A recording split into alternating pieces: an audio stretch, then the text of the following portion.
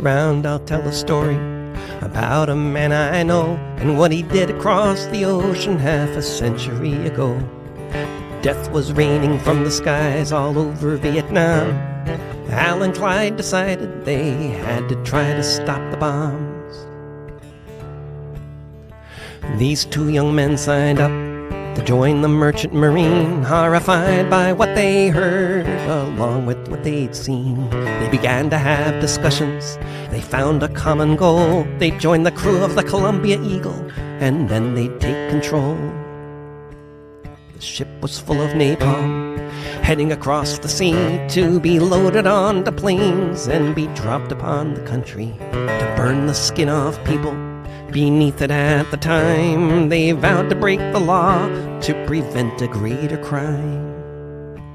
They thought they'd spend their lives in prison, or more likely they would die. But Clyde and Al agreed that at least they had to try to sail to Cambodia with all the napalm as well, where it might remain forever, the bombs that never fell.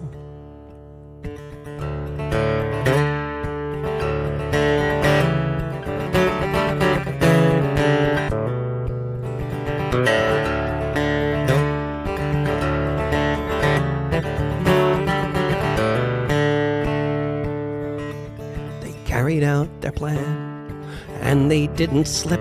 Just two guns between them, but soon they ran the ship. They brought it into the harbor by the city of Phnom Penh to stay in neutral waters until there was peace again. But that's not how it ended. The next thing that they knew, Sihanouk was overthrown. There was a military coup. Clyde McKay died in the jungle, and with so many of his peers in a California prison, Al Gladkowski spent 8 years.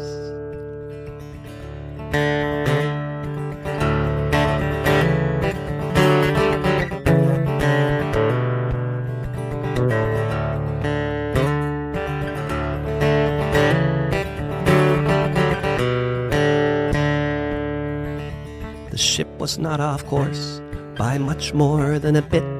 The future of the folly, perhaps they didn't change it. But while the blood was flowing, and most people spent their days maybe marching in the streets or just joining the rat race, there are those among us who can say they really tried, who did everything they possibly could to stop the fratricide. So if you see a big white beard on the Central Eastern shore, he might be a mutineer who tried to stop the war.